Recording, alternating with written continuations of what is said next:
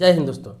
अब कोई भी व्यक्ति हो जो ज़मीन खरीद रहा है या ज़मीन बेच रहा है, उनको बहुत सारी चीज़ों की इन्फॉर्मेशन देनी होगी। इस पूरे वीडियो में आप बने रहेंगे ताकि आप ज़मीन खरीदने वाले हैं चाहे ज़मीन बेचने वाले हैं और आपको किसी भी समस्या का सामना न करना पड़े। ये इसलिए ऐसा किया जा रहा है कि जो ज़मीन खरीद फरोख्त होता है, खास तौर पर यूपी की बात बोल रहा हूँ, हालांकि बिहार साइड में भी होता है, झारखंड साइड में भी होता है, बंगाल साइड में भी होता है, छत्तीसगढ़, उत्तराखंड, हर जगह में इस तरह का होता है कि ज़मीन का आजकल फ्रॉड ज़्यादा हो रहा है, प्लॉटिंग में फ्रॉड ज्यादा हो रहा है। लोग एक जमीन को कई कई बार बेच दे रहे हैं, किसी का जमीन किसी से बेच दे रहे हैं। क्यों? क्योंकि रजिस्ट्री जमीन की हो जा रही है। जब मोटेशन कराने जाते हैं तो पता चलता है अरे मेरे साथ तो फ्रॉड हो गया, इस जमीन पर तो केस चल रहा है, इस जमीन तो विवादित है। या फिर घर बना लेते हैं, बाद में उस पर बुलडोजर चल जाता है। तो बुलडोजर सरकार को न चलाना पड़े, कोई कार्रवाई न करना पड़े, किसी प्रकार का सरकार को एक्शन न लेना पड़े, बाद में सरकार को भी बदनामी होती है। सरकार जब एक्शन लेता है, बुलडोजर चलाता है, तो सरकार की भी थू होती है कि पहले सरकार कहाँ था। जब जमीन बिक रहा था सरकार ने ही तो रजिस्ट्री किया,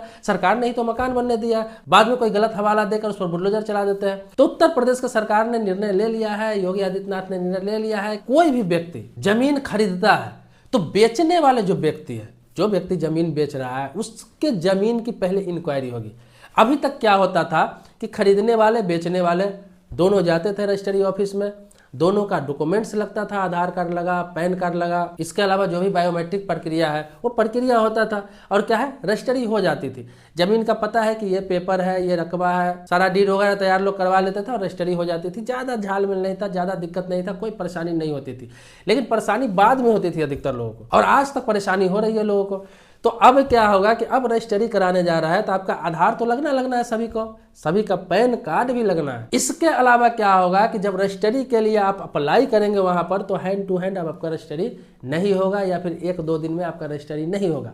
जब अप्लाई करेंगे रजिस्ट्री के लिए, सारा चीज़ सबमिट करेंगे वहाँ पर, तो आपको टाइम दे दिया जाएगा, चाहे वो 1 हफ्ता का हो, चाहे 10 दिन का हो, चाहे 15 दिन का हो, एक सीमित आपको टाइम दे दिया जाएगा कि इस दिन आपकी रजिस्ट्री होगी। अब वो जो 1 हफ्ता का हो, 10 दिन का हो, या मैक्सिमम 15 दिन का जो टाइम आपको दिया जाएगा, उस पीरियड में उसके अंदर में क्या है कि रजिस्ट्री ऑफिस के द्वारा उस जमीन की इंक्वायरी कराई जाएगी, उसका पूरा दस्तावेज चेक कराया जाएगा कि ये जमीन जो रजिस्ट्री किया जा रहा है, जो व्यक्ति बेच रहा है, ये जमीन उस व्यक्ति के नाम से है या नहीं है, ये जमीन उसके नाम से मोटेशन हुआ है या नहीं हुआ है, ये जमीन उस व्यक्ति के कितने दिन से कब्जा में है, कितने महीने से, कितने सालों से कब्जा में है, ये व्यक्ति किस व्यक्ति से जमीन खरीदे हुआ है, इस व्यक्ति के पास आज तक का टैक्स रसीद है कि नहीं, जिसे मालगुजारी रसीद कहा जाता है, या फिर राजस्व रसीद कहा जाता है, या फिर कहीं पर टैक्स रसीद कहा जाता है जमीन का। कोई भी एक रसीद इसके पास है कि नहीं इस जमीन का, इस जमीन का ओरिजिनल पेपर इस व्यक्ति के पास है कि नहीं, इसने जमीन खरीदा हुआ है, या फिर इसकी पैतृक संपत्ति थी बंटवारा में मिला हुआ है, या फिर इसको किसी ने गिफ्ट डीड किया है, या फिर इसके नाम से वसीयत किया हुआ है। ये सारी चीज इंफॉर्मेशन वहां से निकाली जाएगी।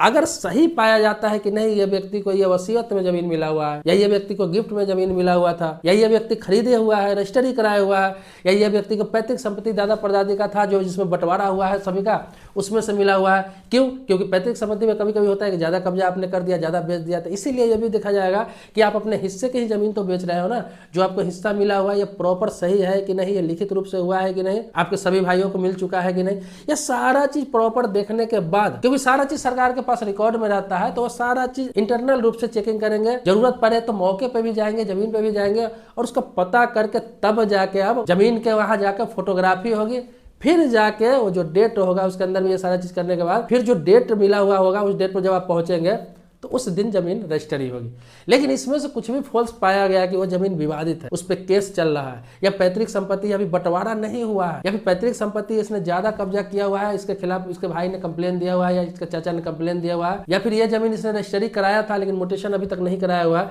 कुछ भी कमी निकल गया, उस जमीन की रजिस्ट्री नहीं होगी। इसलिए नहीं होगी कि जमीन रजिस्ट्री नहीं होगी, ना आगे का विवाद होगा, क्योंकि जमीन रजिस्ट्री तो यहाँ कर दिया जाएगा, जैसे अभी आमतौर पर अभी तक हो रहा है, हर जगह हो रहा है। जमीन रजिस्ट्री हो जाता है वहाँ कोई इंक्वायरी नहीं होता, जब वो जाते हैं मोटेशन के लिए, दाखिल खारिज करने के लिए अप्लाई करते हैं, तो वहाँ पे विवाद खड़ा हो जाता है। कभी कभी मोटेशन भी हो जाता है, जब वो घर बना लेते हैं तो बाद में पता चलता है कि तो पैतृक संपत्ति था, इनके भाई से विवाद चल रहा था, या फिर भाई को हिस्सा नहीं दिया, एक भाई इसका विदेश में रहता था, ये एक भाई दूसरे शहर में रहता था, वो बाद में आकर वहाँ पे केस कर देता है पार्टीशन सूट का। बहुत सारे मामले होते हैं, और बना बनाया घर टूट जाता है, बुलडोजर चल जाता है, या फिर दोबारा उनको पैसा देना पड़ता है, या फिर कोई सरकारी जमीन को भी कब्जा करके किसी को रजिस्ट्री कर देते हैं और बाद में सरकार को बुलडोजर चलाना पड़ता है। तो ये सबसे बचने बचने के लिए पहले ही तहकीकात किया जाएगा, ताकि सरकार को बाद में किसी प्रकार का कोई एक्शन नहीं लेना पड़े। जमीन जो खरीदेगा वहां पे अपना जिस तरह की जमीन है उस तरह से उपयोग करे। खेती की जमीन है तो खेती करे, आवासीय जमीन है तो मकान बनाए, कमर्शियल जमीन है तो मार्केट बनाए। सरकार को इसमें कोई दिक्कत नहीं है। अब सरकार का एक्शन वहीं पर होगा जो गलत तरीके से मकान बनाया होगा, सरकारी जमीन में ज्यादा छज्जा निकाल लिया होगा या फिर अतिक्रमण कर रहा होगा, उस पर कार्रवाई होगी।